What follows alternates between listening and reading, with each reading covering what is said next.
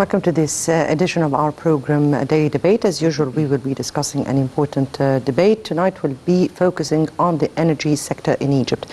And ever since President Abdel Fattah al-Sisi has assumed office, he had put a kind of integral plan to the energy sector, starting with developing the electricity and power outages, building new projects, developing all stations and building other ones until the rate of electricity availability in Egypt became 100% by 2018. After that, the Ministry of Electricity completed the construction of 12 power plants, 4 electricity transformer stations, and 6 overhead lines projects with a voltage of 500 kilovolts. After that, the country began implementing electrical interconnection with around 5 countries or more to become a leader state in the field of energy within the framework of Egypt's plans to transform into an energy hub. Egypt has implemented a number of electrical interconnection with countries like Saudi Arabia, Cyprus, Greece, and others. Has already interconnected also with Sudan or to reach South Sudan, and has also electrical linkages with Libya and North African countries at large.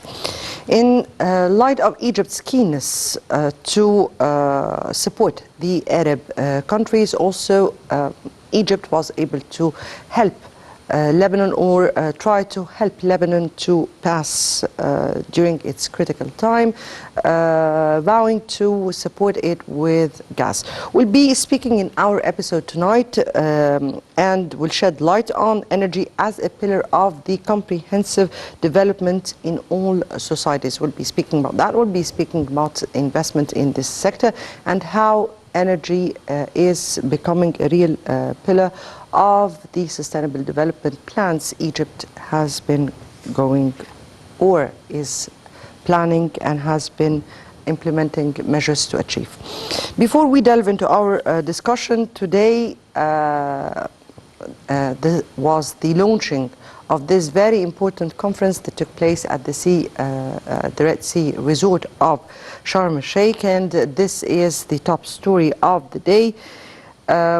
Prime Minister Dr. Mustafa Madbouli said that corruption significantly affects the quality of life, and therefore improving citizens' quality of life curbs the spread of corruption.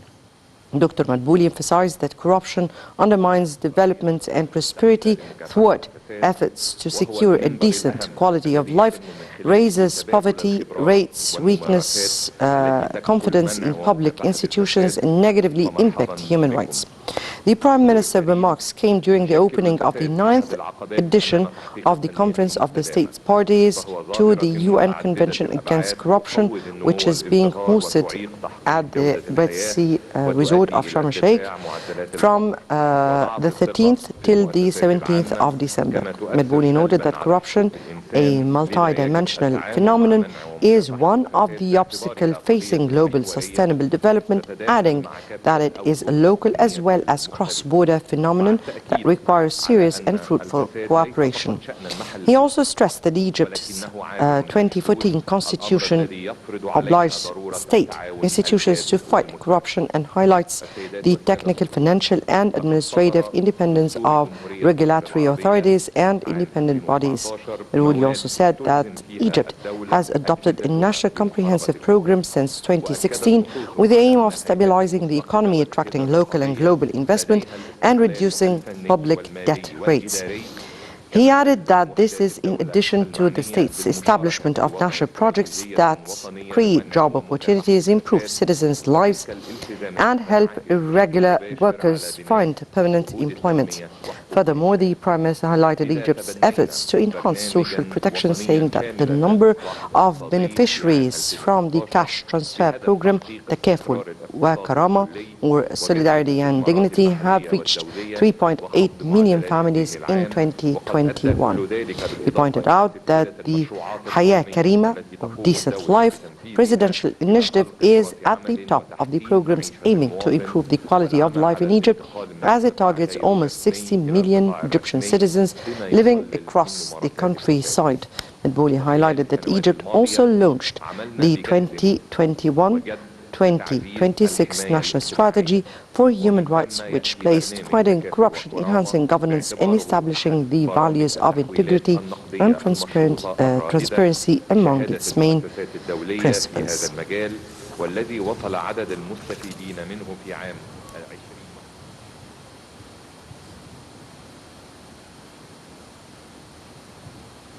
Right, welcome back. And within this context, our correspondent, Hani Farag, who is there in Sharm el-Sheikh, has conducted this interview with Minister of Planning and Economic Development, Dr. Hala Said. Let's watch. It's a pleasure to have Dr. Hala Said, Minister of Planification. A great pleasure and honor to have you on Nile TV International.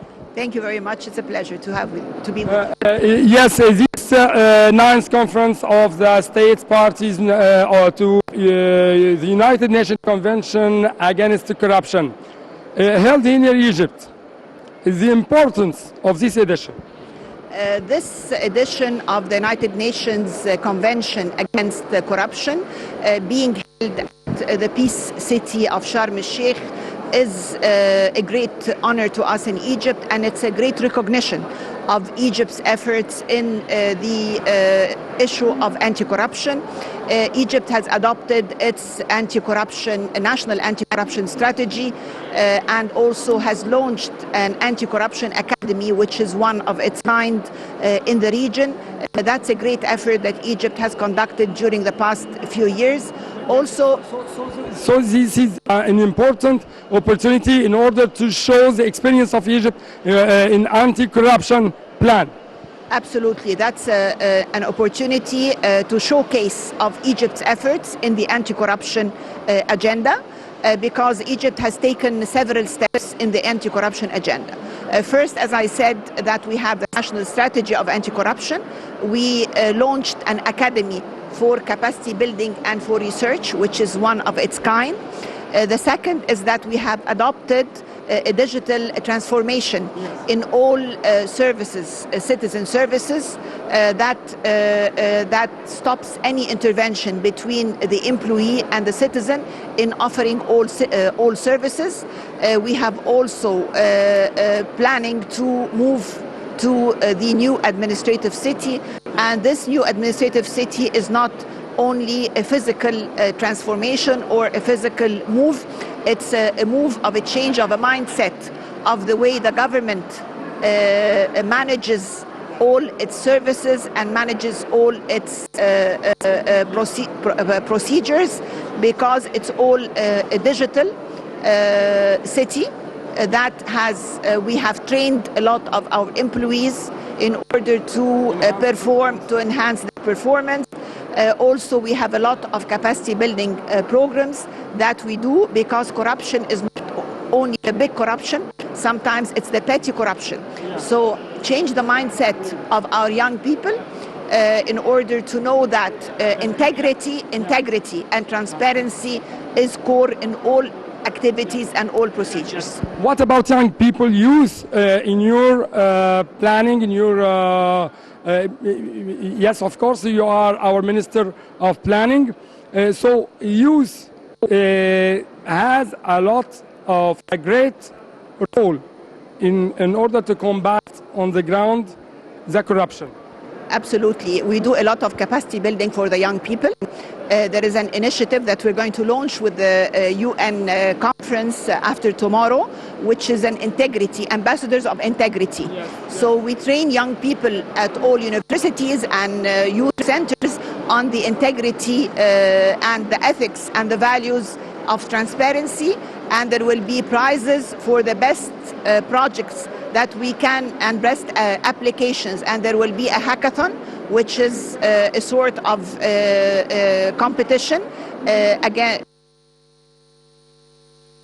Different applications and technological application on these. My last question will be about digitalization and the role of the digitalization on the ground in order to combat the corruption.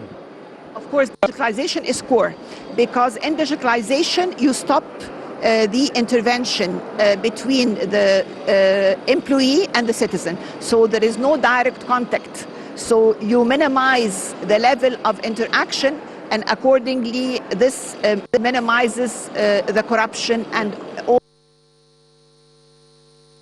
misconduct. So digitalization, we have enhanced the investments in the infrastructure of digitalization by 300%.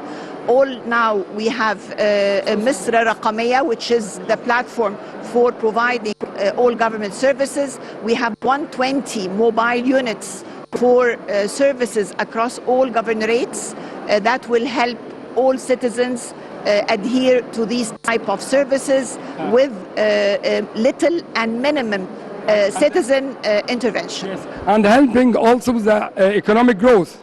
Absolutely. All increase 1% increase in digitalization helps increase economic growth by 35%. So definitely this will help economic growth and of course will minimize all misconduct and will help the anti-corruption strategy. Yes. Thanks a lot for all these details. Thanks a lot. Thank you very much.